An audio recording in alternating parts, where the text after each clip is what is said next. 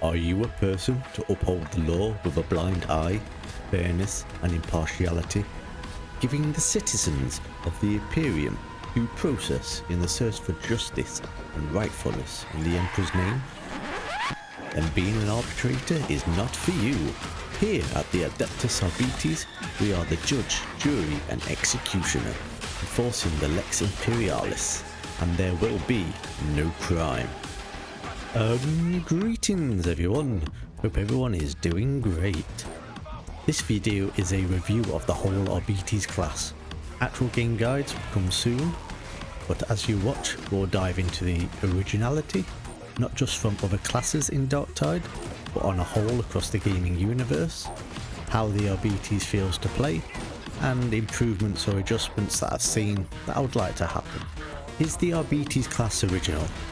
From games like classic Left 4 Dead to Deep Rock Galactic and the new Space Marine 2. The class has that slight distinction that other games in this genre hasn't put forward. A lot of games in this genre always concentrate on making enemies distinctive, or just put out new maps or weapons instead of new classes. Even Darktide is guilty of this. However, the Arbites is not only different from a lore perspective, as we always see the same factions, characters and classes in Warhammer 40k medias, but a different playstyle than just having a different weapon, swing animation or shooting style. Now, compare with other classes in the game, the Arbites, like the Ogryn with their friendly rock, has a companion as well. The class is a lot more tanky than others and without having to lose the damage output. It is true that the Arbites is a mixture of the veteran and zealot classes. However, you don't really notice that when you're playing. So, you may be thinking now, what makes the class unique? Well, it makes more use of the stagger that you can inflict by dealing more damage to staggered enemies and different ways to stagger as well. The stagger mechanic can be used by all classes, yet the Arbites can take full advantage of it and fully incorporate into the playstyle. The dog companion is the unique selling point. The only class I can think of that is similar is the engineer in DRG, being able to customize the dog, not just on looks, but the way the dog reacts to certain types of mobs, and how your class responds when the dog pounces and or kills during the pounce. However, you can pick a talent, Lone Wolf, where you remove the dog, which will buff you and will recover your blitz ability every 60 seconds. A good doggo, yes you are. Maybe Stephanie has some play toys for you.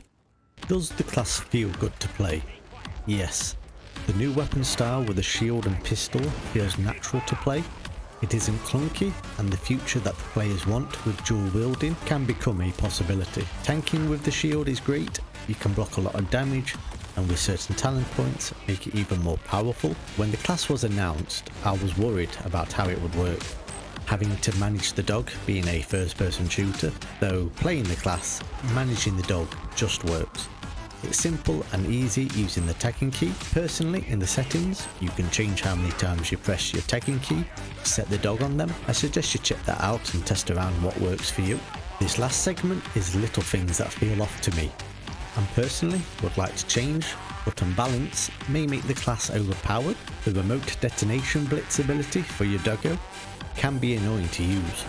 When your doggo pounces crushers, reapers and even monstrosities, the doggo bounces off them, and so getting the timing right of the detonation can end up using it on nothing, as there's a second delay when you activate it. The mines are fun to play with, however I wish you have more of them or they last longer. Only having two can be annoying. Nade pickups are limited and it makes it more frustrating when you have to fight with your own teammates to replan them. The only way to counter this is to go Lone Wolf, so say goodbye to your doggo. Break the Line is your charge ability, though the range is too short for me, having to put 2 more points into the extension of the talent to get the extra range makes the charge way more enjoyable. It's just a shame that you have to use up 2 talent points to do so. Conclusion. Batshot did a good job with this class, not only with originality, specs, weapons, but it's downright fun to play. Thanks for watching. If you like this content, please hit that like and subscribe. Take care, have fun, and I'll see you on the next mission.